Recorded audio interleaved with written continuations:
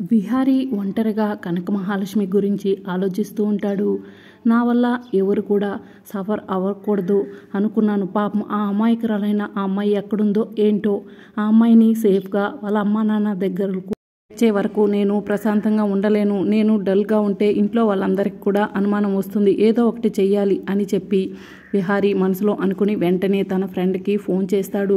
అర్జెంటుగా రా, నిన్ను కలవాలి, బయటకు వచ్చేసేయి అని చెప్తూ ఉంటే సరే సరే రా, ఇప్పుడే వస్తాను అని చెప్పి విహారీ ఫ్రెండ్ అంటాడు. ఇక విహారీ తన ఫ్రెండ్ ఇద్దరు కలిసి ఒక దగ్గర కలుసుకుంటారు. ఏంట్రా అర్జెంటుగా కలవాలన్నావు, విషయం ఏంటి అని చెప్పి విహారీ ఫ్రెండ్ అడుగుతూ ఉంటే ఇక విహారీ కనక మహాలక్ష్మితో జరిగిన పెళ్లి గురించి, ఇక ప్రకాష్ చేసిన మోసం గురించి అంతా కూడా చెప్తూ ఉంటాడు. అసలు ఆ ప్రకాష్ గాడు మనిషిరా, డబ్బు కోసం ఫ్రెండ్ని మోసం చేస్తాడా అని చెప్పి విహారీ ఫ్రెండ్ అంటూ ఉంటాడు. నేను ఇప్పుడు వాడి గురించి ఆలోచించట్లేదు. ఆ అమ్మాయి సేఫ్గా వాళ్ళ అమ్మా నాన్న దగ్గరకు చేరుకుందా లేదా అన్నదే ఆలోచిస్తున్నాను. ఒరేయ్, నువ్వు నాకు ఒక ఫేవర్ చేస్తావా? నువ్వు కనక మహాలక్ష్మి వాళ్ళ ఊరు వెళ్ళి ఆ అమ్మాయి అక్కడ ఉందో లేదో వాళ్ళ పేరెంట్స్ని అడిగి కనుక్కుంటావా అని చెప్పి అడుగుతూ ఉంటే బాగానే ఉంది, కానీ నేను ఎలా వెళ్ళాలి, ఏ పర్పస్తో వెళ్ళి వాళ్ళని మీట్ అవ్వాలి అని చెప్పి విహారీ ఫ్రెండ్ అడుగుతూ ఉంటే విహారీ కాసేపు ఆలోచించి, ఒరే ఒక ఐడియా రా, వాళ్లకు చీర నేసే బిజినెస్ ఉంది, మా ఇంట్లో పెళ్ళి ఉంది, చీరలు కావాలి అని చెప్పి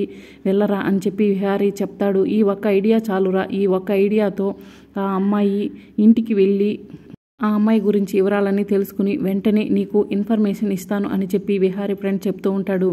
వీరైతే ఇప్పుడే స్టార్ట్ చేయరా అని చెప్పి విహారీ చెప్తూ ఉంటే ఓకేరా అని చెప్పి అతడు అక్కడి నుంచి బయలుదేరతాడు. ఇక కనక మహాలక్ష్మి కూడా ఒంటరిగా ఆలోచిస్తూ ఉంటుంది.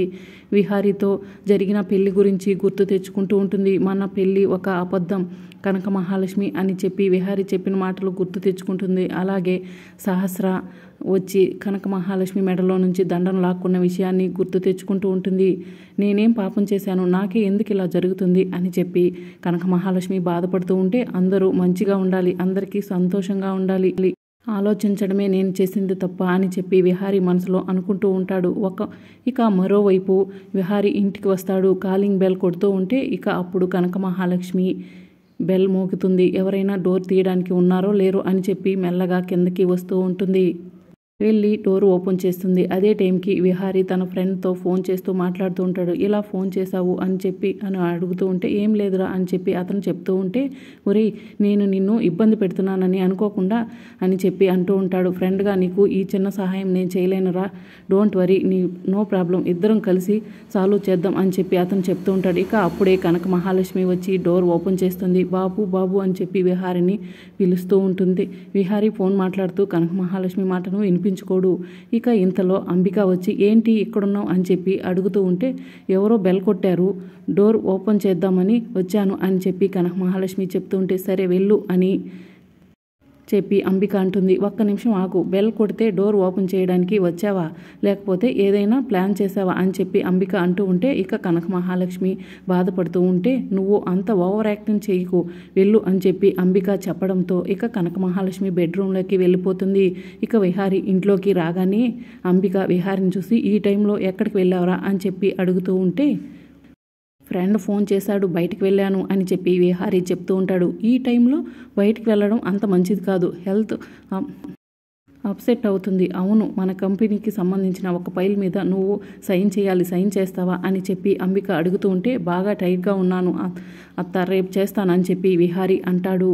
సరేరా, వెళ్ళి రెస్ట్ తీసుకో, ముందు హెల్త్ ఇంపార్టెంట్ అని చెప్పి అంబిక చెప్పడంతో ఇక విహారీ అక్కడి నుంచి వెళ్ళిపోతాడు. విహారీ ఫైల్ మీద సైన్ చేయకుండా నా నుంచి తప్పించుకోలేవు అని చెప్పి అంబిక మనసులో అనుకుంటూ ఉంటుంది. ఇక మరోవైపు కనక మహాలక్ష్మి రూమ్లోకి వెళ్ళి బాధపడుతూ ఉంటుంది. ఎందుకు ఇంట్లో వాళ్ళందరూ నన్ను పరాయి దానిలా చూస్తున్నారు, ముఖ్యంగా అంబిక గారు అని మనసులో అనుకుని అంబిక అన్న మాటలను గుర్తు తెచ్చుకుంటూ ఉంటుంది. అవును, అమ్మగారు ట్యాబ్లెట్స్ వేసుకున్నారో లేరో అని చెప్పి కనక మహాలక్ష్మి అనుకుంటూ ఉంటుంది. అదే టైంకి యమున బెడ్రూమ్లో బెడ్ సర్దుకుంటూ ఉంటుంది. కనక మహాలక్ష్మి ట్యాబ్లెట్స్ తీసుకుని యమున రూమ్లోకి వెళ్తుంది. ట్యాబ్లెట్స్ వేసుకున్నారు అమ్మగారు అని చెప్పి అడుగుతూ ఉంటే ఓ మర్చిపోయానే అని చెప్పి యమున చెప్తూ ఉంటే ముందు ట్యాబ్లెట్స్ వేసుకోండి అని చెప్పి కనక మహాలక్ష్మి యమునకు ట్యాబ్లెట్స్ ఇస్తూ ఉంటుంది. నేను మర్చిపోయాను కూడా, నువ్వు మర్చిపోయాలా లేవే, ఆ దేవుడు ఎవరిని ఎందుకు కలుపుతాడో తెలీదు, నిన్ను నా కోసమే పంపించినట్టున్నాడు అని చెప్పి యమున అంటూ ఉంటే లేదమ్మగారు, రోడ్డు మీద అనాథలా మొన్న నన్ను చేరదీశారు, నా కోసం మీరు వచ్చారు అని చెప్పి కనక మహాలక్ష్మి చెప్తూ ఉంటుంది.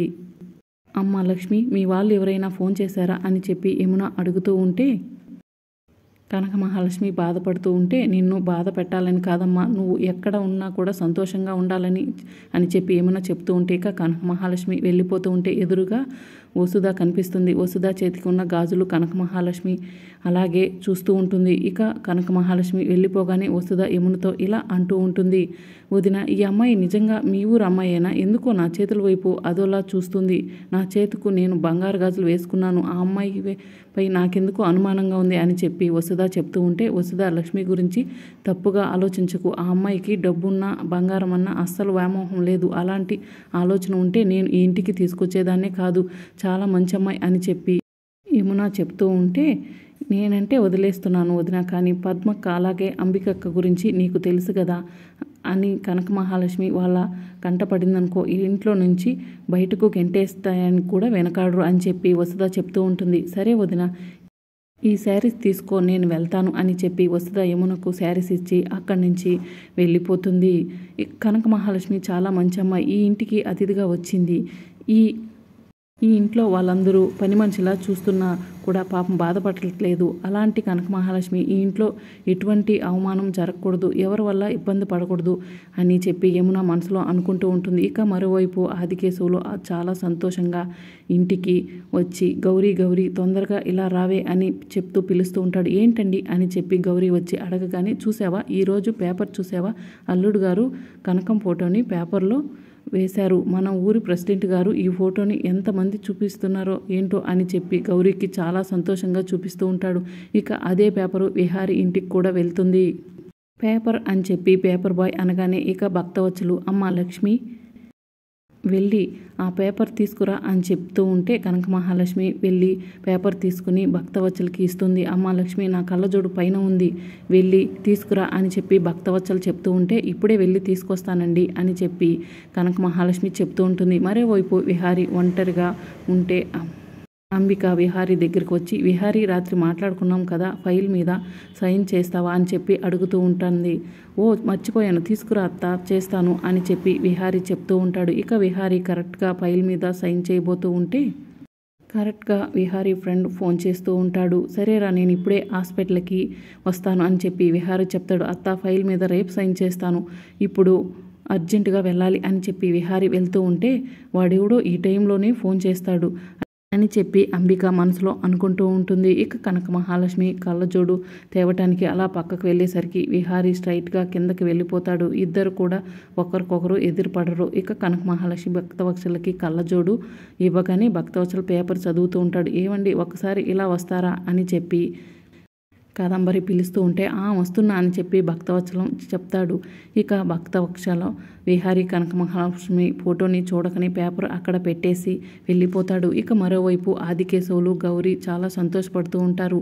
ఈ ఫోటోని చాలామంది చూసి ఉంటారు, ముందు పేపర్లో ఉన్న ఆ అమ్మాయి దిష్టి తీయాలి అని చెప్పి ఆదికేశవులు చెప్తూ ఉంటాడు. పాపం, నా కూతురు నన్ను వదిలి పక్క ఊరు వెళ్ళటానికి కూడా బాధపడేది, అలాంటిది ఇప్పుడు అమెరికా వెళ్ళింది అని చెప్పి ఆదికేశవులు బాధపడుతూ ఉంటే, కూతుర్ని అమెరికా పంపించాలని కలలు కనేది మీరే, అమెరికా వెళ్ళిందని ఇప్పుడు బాధపడుతుంది మీరే అని చెప్పి గౌరీ అంటూ ఉంటే, ఇక బాధ కాదే సంతోషం వచ్చే ఆనంద బాష్పాలు అని చెప్పి ఆదికేశవులు అంటూ ఉంటాడు. నాన్న, నేను అమెరికా వెళ్ళానని మీరు చాలా సంతోషంగా ఉన్నారు, కానీ నేను ఉన్న పరిస్థితి తలుసుకుంటే ఎంత బాధపడతారో, అలాంటి నా పరిస్థితి ఎవరికి కూడా రాకూడదు నాన్న, నేనున్న పరిస్థితి మీకు చెప్పలేను అని చెప్పి కనక మహాలక్ష్మి తనలో తానే మాట్లాడుకుంటూ ఉంటుంది. ఇక మరి రాబోయే ఎపిసోడ్లో ఏం జరుగుతుందో తెలుసుకోండి, ఛానల్ని సబ్స్క్రైబ్ చేసుకోండి.